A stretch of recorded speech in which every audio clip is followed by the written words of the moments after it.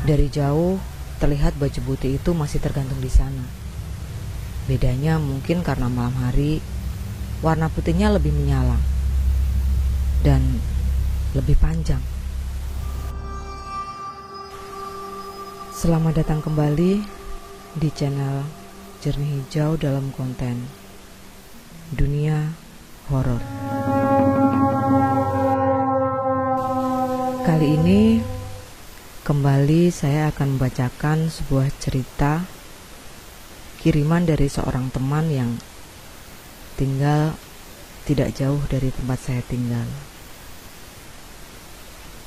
Sebuah cerita kisah nyata yang beliau alami saat beliau masih lajang. Di sini atas permintaan narasumber, nama disamarkan. Kita mulai saja ceritanya. Sebuah cerita yang berjudul Baju Gantung.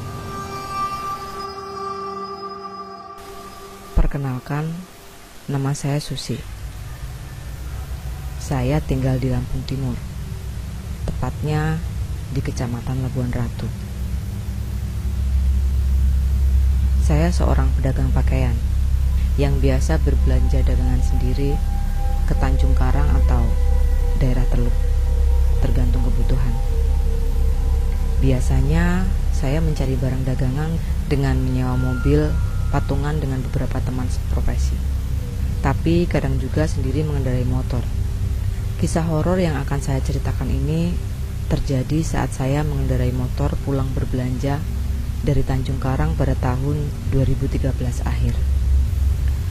Seingat saya, hari itu hari Senin. Rencananya saya berangkat dari rumah jam 6 pagi saat jalan masih sepi, berharap bisa pulang sampai rumah sebelum gelap. Untuk menuju Bandar Lampung, dari mulai Sukadana ke Metro, ada dua pilihan jalur, jalur utama dan jalur alternatif. Jalur utama melewati Sukadana, Bumi Jawa, Gedung Dalem, dan Jojok, lalu Pekalongan. Jalur itu ramai, banyak kendaraan lewat, tapi banyak yang bilang rawan begal. Sementara jalur alternatif melewati Sukadana, Donomulyo, Sekampung, lalu Bedeng 38. Jalur itu lumayan sepi, jalannya kecil dan banyak yang rusak, sehingga kendaraan yang lewat juga sedikit. Tapi jalur itu aman dari begal. Lama perjalanan dari rumah saya sekitar 3 jam lebih sedikit dengan motor, karena rumah saya lumayan jauh dari jalur utama. Karena malamnya saya keasikan bermain Facebook sampai larut, besoknya saya bangun kesiangan. Akhirnya saya siap berangkat di jam 7:30. Dengan pertimbangan keamanan, saya memilih jalur alternatif. Karena di jam segitu dan di hari Senin pula, nyali saya kurang cukup untuk berebut jalan dengan kendaraan lain. Sampai saat di daerah DM, tepatnya di daerah perladangan yang kiri kanannya terdapat kebun bambu yang lebat sampai membentuk kanopi, saya melihat ada putih-putih tergantung di atas rimbunan bambu tepat di tengah-tengah jalan. Ternyata itu baju hem putih kumal yang sepertinya sengaja digantung oleh orang iseng. Mungkin tujuannya untuk menakut-nakuti pengendara saat malam hari. Dalam hati saya mentertawakan keisengan mereka. Ada-ada aja kelakuan orang. Sesampai di Bandar Lampung, saya berbelanja dengan mode cepat, karena sadar saya harus mengejar waktu pulang. Tapi seperti pepatah, untung tak dapat diraih, malang tak dapat ditolak. Hari itu apesnya, dari pukul 3 sore, di Bandar Lampung hujan deras. Saya menunda perjalanan sampai hujan reda, takut kenapa-napa di jalan. Sampai jam 5 sore, hujan belum juga reda. Saya mulai khawatir, mau sampai kapan saya terjebak di ibu kota. Untungnya, mendekati maghrib, hujan mulai reda. Saya pun menembus gerimis meninggalkan Balam dengan memakai mantel. Balam itu singkatan dari Bandar Lampung. Berhubung mulai malam, saya memutuskan kembali melewati jalur alternatif untuk menghindari kemungkinan dicegat begal. Setelah berhenti sebentar di pom bensin Tegineneng untuk sholat maghrib, jam 7 malam saya kembali melanjutkan perjalanan. Perhitungan saya, jam 9 saya bisa sampai rumah karena jalannya sepi saat malam hari. Jadi saya bisa sedikit ngebut setelah melewati jalur alternatif. Yang lupa saya perhitungkan adalah jalur ini banyak melewati perladangan yang kiri kanannya pepohonan sehingga jalannya gelap tanpa lampu jalan sama sekali. Penerangan hanya dari lampu kendaraan saya. Dan mungkin karena gerimis, malam itu saya tidak berpapasan dengan satu kendaraan pun. Di depan maupun di belakang saya juga tidak terlihat ada lampu kendaraan. Jujur, saat itu yang saya takutkan adalah tiba-tiba ada kendaraan ngebut di samping saya dan menebas tangan saya dengan senjata tajam.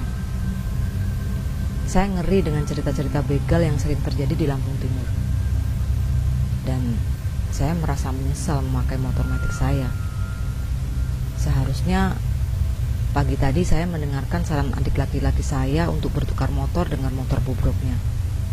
Demi keamanan tentunya. Walaupun saya tahu tujuan adik saya memberi saran itu bukan untuk pertimbangan keamanan kakaknya, tapi demi kencan dengan pacarnya. Untuk menghilangkan ketegangan, saya mengeraskan volume musik di HP yang saya dengarkan lewat headset. Sekitar jam 8 lebih, saya kembali melewati rumpun bambu yang membentuk kanopi itu. Dari jauh, terlihat baju putih itu masih tergantung di sana.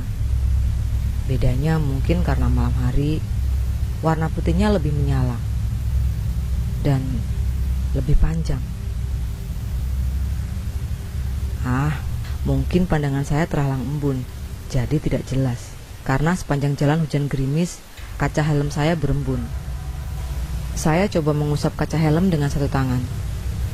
Setelah kaca embun tersingkir dan motor saya semakin mendekat ke arah baju tersebut, terlihat jelas bahwa baju itu memang memanjang, jadi seperti daster. Padahal tadi pagi jelas-jelas baju itu baju hem putih. Entah kenapa tiba-tiba otak saya beku, dada saya deg-degan, dan mata saya tidak bisa lepas dari pemandangan di atas pohon bambu itu. Sialnya, semakin dekat motor saya dengan baju daster putih itu, baju itu juga semakin turun ke bawah. Dan sialnya lagi, semakin dekat motor saya dengan baju itu, semakin jelas pemandangan itu karena sorot dari lampu kendaraan saya. Dalam hati saya memaki. Semua sumpah serapah keluar dari mulut saya dengan suara berbisik. Gimana bisa saya menahan diri untuk tidak memaki kalau benda yang mirip daster itu setelah dilihat semakin dekat dan semakin terang, ternyata memiliki rambut yang panjang. Begitu motor saya tepat di bawah posisi benda aneh itu, si benda itu juga berada tepat di muka saya. Sebenarnya, maki-makian saya itu saya lakukan untuk mengusir rasa takut. Tapi begitu kepala si baju daster putih itu tepat di depan muka saya, seketika saya tidak mampu memaki. Diam 1000 bahasa. Jiwa saya seperti tidak bisa menguasai tubuh saya. Seperti hilang kesadaran. Tepat di depan muka saya, ada seraut wajah yang hampir seluruhnya tertutupi rambut acak-acakan dan lepek. Kecuali mata dan sedikit bibir yang berkoreng. Entah berapa detik saya hilang kesadaran. Sadar-sadar, motor saya oleng. Barang belanjaan saya hampir jatuh. Dan wajah makhluk aneh itu tidak lagi ada di depan muka saya. Hanya suara tertawanya terdengar di belakang saya, seperti mentertawakan ketakutan saya. Saya ingat sekali dengan suara tertawanya. Kecil, melengking, cekikikan dan membuat telinga saya sakit. Saya langsung ngebut, tidak peduli jalanan rusak sambil kembali memaki. Kali ini bukan cuma berbisik, tapi saya teriakan dengan keras. Sampai menemui rumah pertama setelah perladangan itu, saya baru memelankan laju motor saya. Sesampai di rumah, kira-kira jam 9 lebih, saya menceritakan kejadian tersebut kepada keluarga saya. Adik saya terbahak-bahak mendengar cerita saya. Itu azab buat mbak yang pelit, ucapnya. Sementara orang tua saya memberi nasihat supaya lain kali jika melihat hal-hal aneh, jangan memaki, tapi membaca ayat kursi. Setelah kejadian hari itu, saya kapok melewati jalan itu sendirian. Selesai. Gimana cerita kali ini? Apakah cukup bisa membuat kalian merinding? Atau masih kurang seram? Mudah-mudahan kalian menikmati cerita ini walaupun ceritanya cukup singkat.